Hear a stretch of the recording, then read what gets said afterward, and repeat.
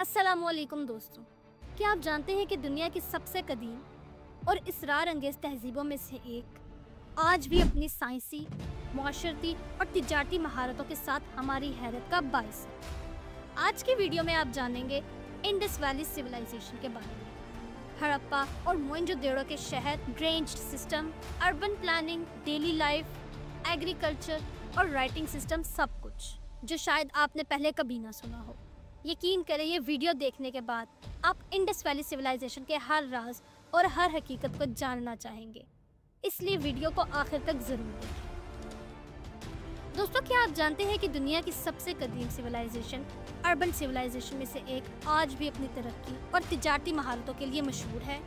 जी हाँ, मैं बात कर रही हूँ इंडस वैली सिविलाइजेशन की, जो तकरीबन 1300 कबल मसीह से 3300 कबल मसीह के दौरान जनूबी एशिया में फैली। दोस्तों, आप तसव्वुर कर सकते हैं कि हड़प्पा और मोहिंजोदड़ो जैसे शहर हजारों साल पहले इतने वेल प्लान्ड और मंजम थे। ये शहर आज भी अर्बन प्लानिंग और इंजीनियरिंग की मिसाल के तौर पर देखे जाते हैं। दोस्तों, क्या आप जानते हैं कि इंडस वैली के लोग न सिर्फ शहर बसाने में माहिर थे, बल्कि इनके पास advance drainage system, public baths और ग्रिड बेस्ड स्ट्रीट्स भी मौजूद थे। वाकई हैरत अंगेज है कि ये सब 5000 साल पहले कैसे हुआ। दोस्तों, इंडस वैली सिविलाइजेशन को कभी कभी हड़प्पा सिविलाइजेशन भी कहा जाता है, क्योंकि हड़प्पा इस तहजीब के सबसे बड़े आर्कियोलॉजिकल साइट में से एक है। क्या आपने कभी सोचा है कि मोहिंजोदाड़ो के शहर में हर घर के साथ प्राइवेट बाथरूम्स और ड्रेनेज सिस्टम थे? ये इस दौर के लिए इंजीनियरिंग का कमाल था। दोस्तों, इंडस वैली के लोग एग्रीकल्चर में भी माहिर थे। इन्होंने कॉटन, वीट, बार्ले और दीगर क्रॉप्स उगाए और ये क्रॉप ट्रेड्स के लिए भी इस्तेमाल होते थे। दोस्तों, क्या आप जानते हैं कि इंडस वैली सिविलाइजेशन के लोग ट्रेड के लिए नेटवर्क्स इस्तेमाल करते थे? वो मेसोपोटामिया, पर्शियन गल्फ और दीगर इलाकों के साथ तिजारत करते थे। इनके ट्रेड में मेटल्स, बीड्स, पॉटरी और टेक्सटाइल्स शामिल थे, और ये सब चीज़ें आज भी हिस्टोरियंस और आर्कियोलॉजिस्ट्स के लिए दिलचस्पी का मरकज़ है। दोस्तों, इंडस वैली सिविलाइजेशन की राइटिंग सिस्टम के बारे में आपने सुना है? नहीं सुना? चलिए मैं बताती हूँ। इसे इंडस स्क्रिप्ट कहा जाता है, जो पिक्टोग्राफ्स पर मबनी था और अब तक पार्शली डेसिफर की गई है। क्या आप तसव्वुर कर सकते हैं कि ये लोग अपनी तहरीर, ट्रेड और कीपिंग रिकॉर्ड के लिए सिंबल इस्तेमाल करते थे? ये वाकई एक एडवांस सिविलाइजेशन की निशानी है। दोस्तों, इंडस वैली सिविलाइजेशन एक बहुत पुरअसरार और एडवांस सिविलाइजेशन कहलाती है। इंडस वैली के लोग अपनी डेली लाइफ में बहुत ऑर्गेनाइज्ड थे। हर घर, बाजार और पब्लिक स्पेस को प्लान के मुताबिक बनाया गया था और सैनिटेशन पर बहुत तवज्जो दी जाती थी। दोस्तों, क्या आप जानते हैं कि मोहिंजोदाड़ो के ग्रेट बाथ को रिलीजियस या रिचुअलिस्टिक पर्पस के लिए इस्तेमाल किया जाता था? ये पब्लिक बाथ आज भी आर्कियोलॉजिस्ट्स के लिए हैरत अंगेज एविडेंस है। इंडस वैली के लोग हैंडीक्राफ्ट्स और आर्ट्स में भी माहिर थे। वो पॉटरी, ज्वेलरी, बीड्स, इंटीग्रेट और सील्स बनाते थे, जो आज म्यूजियम्स में महफूज हैं। दोस्तों, क्या आपने कभी इंडस वैली सील्स के बारे में सुना है? ये छोटे छापे या स्टैम्प्स थे, जो ट्रेड और आइडेंटिफिकेशन के लिए इस्तेमाल होते थे, और इन पर जानवरों और सिंबल्स की तस्वीरें बनी होती थी, जो इस बात की निशानदेही करते थे कि किस अफसर की क्या पहचान है। दोस्तों, इंडस वैली सिविलाइजेशन के लोग लाइफ स्टॉक भी पालने में माहिर थे, जैसे शीप, बुफेलोज, कैटल्स और गोट्स वगैरह।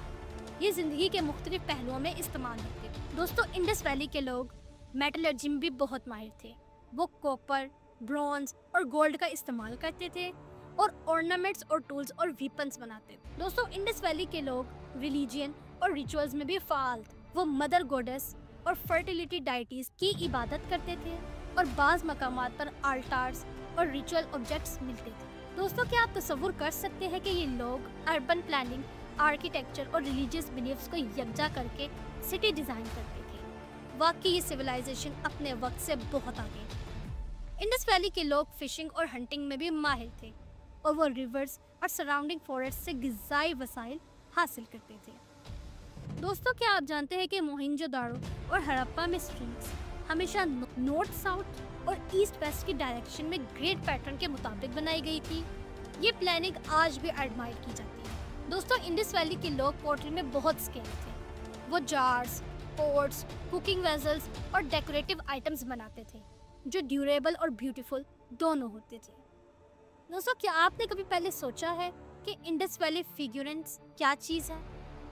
ये स्मॉल स्टैट्यूज औरतों, जानवरों और डाइटीज की तस्वीरें दिखाते थे और कल्चरल बिलीव्स की अक्कासी करते थे। दोस्तों, इंडस वैली के लोग अर्बन सैनिटेशन पर बहुत तवज्जो देते थे। हर घर के साथ वेल्स, ड्रेन्स और वेस्ट डिस्पोजल सिस्टम मौजूद थे, जो पब्लिक हेल्थ के लिए बहुत ज़्यादा है। दोस्तों, क्या आप जानते हैं कि इंडस वैली के लोग स्टैंडर्डाइज्ड वेट्स और मेजर्स इस्तेमाल करते थे? ये ट्रेड और कॉमर्स में एक्यूरेसी के लिए बहुत है। इंडस वैली के लोग टेक्सटाइल्स और कॉटन के प्रोडक्शन में बहुत माहिर थे। वो कॉटन गारमेंट्स बनाते, डाई करते और ट्रेड के लिए तैयार करते थे। दोस्तों, क्या आपने कभी पहले सोचा है कि सिविलाइजेशन अपनी ज़िंदगी के हर पहलू को मेटिकुलसली प्लान करती थी? एग्रीकल्चर, ट्रेड, हाउसिंग और रिचुअल्स सब वेल ऑर्गेनाइज्ड थे। दोस्तों, इंडस वैली सिविलाइजेशन की डिक्लाइन के बारे में स्कॉलर्स ने तहकीक की है। कुछ का ख्याल है कि फ्लड्स, क्लाइमेट चेंज या ट्रेड डिस्पर्शन की वजह से सिविलाइजेशन कमज़ोर हुई, लेकिन आज तक इसका कोई नतीजा ना निकल सका। क्या आप जानते हैं कि मोहनजोदाड़ो के बड़े शहर में पब्लिक बिल्डिंग्स और ग्रैनरीज सब मौजूद थे? ये फूड स्टोरेज और कम्युनिटी एक्टिविटीज़ के लिए इस्तेमाल होते थे। इंडस वैली के लोग गेम्स और रिक्रिएशन में भी दिलचस्पी रखते थे। वो board games, dice games, physical activities करते थे जो सोसाइटी में लेयर के लिए अहम थे। दोस्तों, क्या आप जानते हैं कि इंडस वैली सिविलाइजेशन की आबादी तकरीबन 5 लाख से 6 लाख के दरमियान थी। इंडस वैली के लोग आर्टिस्टिक एक्सप्रेशन में भी माहिर थे।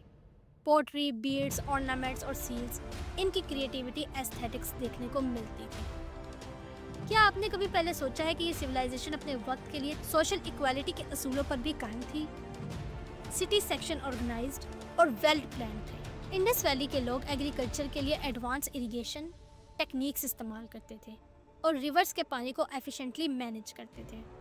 दोस्तों, क्या आप जानते हैं कि इंडस वैली सिविलाइजेशन में ब्रॉन्जी टूल्स, नाइव्स और एग्रीकल्चर इम्प्लीमेंट्स आम थे? ये टूल्स ज़िंदगी के हर पहलू में मदद देते थे। दोस्तों, इंडस वैली के लोग डोमेस्टिक एनिमल्स के साथ साथ वाइल्ड एनिमल्स को भी मैनेज करते थे और फिशिंग और हंटिंग दोनों में अपनी ज़िंदगी का हिस्सा देते थे। इंडस वैली के लोग ऑर्नामेंट्स, ज्वेलरी और डेकोरेटिव आर्ट्स में भी मुमताज़ थे। वो ब्रेसलेट्स, नेकलेस और बीड्स बनाते थे जो सोशल और कल्चरल स्टेटस जाहिर करते थे। दोस्तों, क्या आप जानते हैं कि इंडस वैली के लोग क्लाइमेट और इन्वायरमेंटल चेंजेस के मुताबिक अपनी सिटीज़ और एग्रीकल्चर को अडॉप्ट करते थे? ये इनकी एडवांस्ड सस्टेनेबिलिटी का प्रूफ है। दोस्तों, इंडस वैली सिविलाइजेशन ने ट्रेड, प्लानिंग, राइटिंग सिस्टम और मेटलर्जी में दुनिया को अजीम विरसा दिया, जो आज भी स्कॉलर्स और हिस्टोरियंस के लिए इंस्पायरेशन है। दोस्तों, आखिर में यही कहना चाहूँगी कि इंडस वैली सिविलाइजेशन एक ऐसी सिविलाइजेशन है जो आज भी हमें हैरत में डालती है। हर आर्टिफैक्ट, सिटी और मोनूमेंट हमें एक कदीम दुनिया की कहानी सुनाता है, जिसे देखकर हिस्टोरियन, आर्कियोलॉजिस्ट और ट्रैवलर सब मुतासिर होते हैं।